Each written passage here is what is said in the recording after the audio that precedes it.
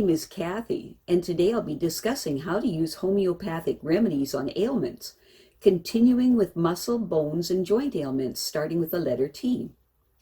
But before I do this, I wanted to let you know that because I have a great many videos now on many different topics, that I've decided to make several different video playlists so that it's easy to find the videos of greatest interest. So please check out my playlist page.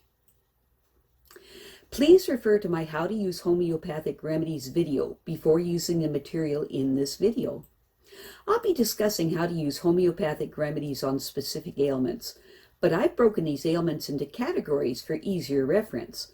I'll begin with ailments of the mind and emotions, then I'll move on to ailments of the brain and nervous system. Then I'll address issues with your skin, nails, and hair, then conditions of the eyes, ears, and nose, then ailments of the teeth and gums, lungs, respiration, heart, blood, circulation, muscles, bones, joints, esophagus, stomach, duodenum, small and large intestines, liver, gallbladder, pancreas, kidney, bladder, then ailments specific to women, then specific to men, then issues of the hormones and the metabolism, and after that I'll address the issues of homeopathic remedies on infections, infestations, and the immune system. Then issues surrounding fertility, pregnancy, childbirth, postnatal problems, then homeopathic remedies that address special problems in infants, ailments and diseases in childhood, and special issues of adolescence, and finally, special issues of the elderly. Now, constitutional treatment involves treating the totality of the individual person.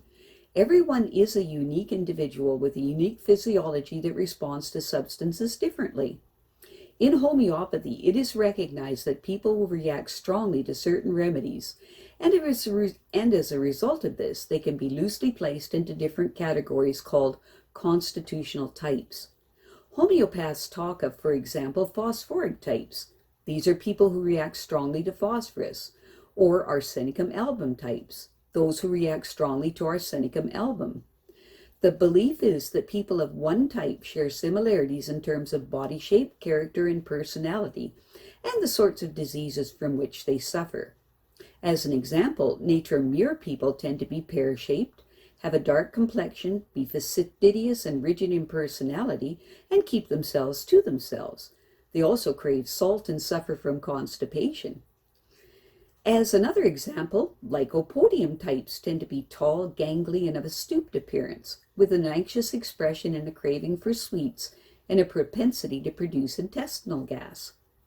Now, of course, constitutional types have their limitations. In reality, each person is an individual, and so there are as many constitutional types as there are human beings. An account must be taken of the sum total of the person's inherent predispositions, past illnesses, diet, general reactions to the environment, intellectual and emotional features, and general attitude towards life. This is what is meant by constitutional treatment. I'll be making detailed videos of the various constitutional types after I've completed the use of homeopathic remedies on ailments. The ideas, procedures, and suggestions in this video and all my homeopathic videos are not intended as a substitute for the medical advice of a trained health professional. Consult your physician before adopting the suggestions in this video. If you're pregnant, do not attempt these techniques without the approval of your physician. So, let us continue to learn how homeopathic treatments can help with muscles, bone, and joint ailments, starting with the letter T. The body is a wonderful system of bony levers and casings bound together by ligaments and moved, supported, and protected by muscles. Where bones meet, there are joints. Most joints are enclosed in a sleeve or capsule of tough, fibrous tissue, lined with cells that secrete a special lubricant called the synovial fluid. The ends of the bones themselves are covered in a special kind of cartilage called hyaline cartilage, which is smooth and tough and nourished by the synovial fluid. The fluid and the smooth articulating surfaces of the bones ensure friction-free movement. The largest synovial joints in the body occur at the shoulder, elbow, hip, and knee, and between the pelvis and sacrum. There are other kinds of joints too, although these occur in lesser numbers. The weight-bearing surfaces of the vertebrae, for example, are separated by discs of fibrous cartilage with a tough outside and softer inside. The vertebrae stack up one on each other, separated by the shock-absorbing discs. The knee, because it is both load-bearing and freely movable, has a fluid-filled joint capsule with two partial discs of cartilage inside it.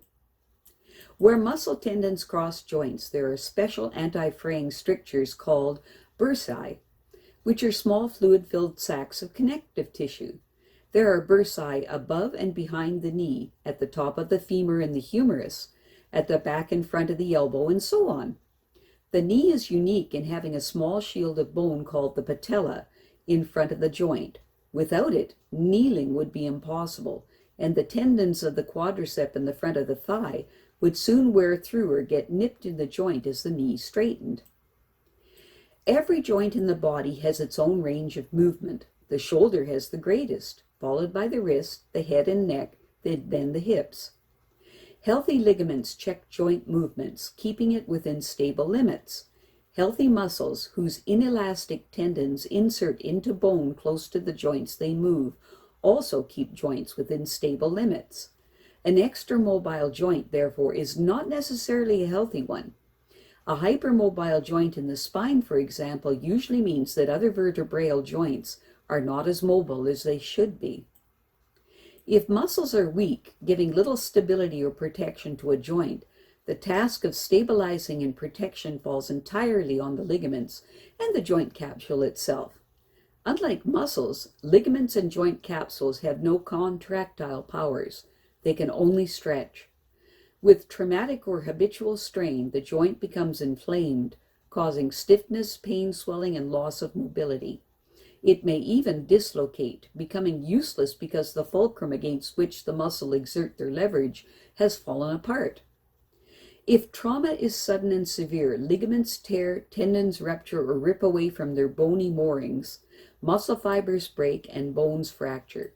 However, most of the muscular aches and pains that take people to their doctor, osteopath, chiropractor, physiotherapist, or acupuncturist do not have such spectacular causes. They are the result of poor posture, depression, anxiety, occupational demands, lack of exercise, and the slow process of aging. Bone, contrary to popular conception, is one of the most active tissues in the body. It is well supplied with blood vessels and is continuously repairing and remodeling itself in response to stress and load.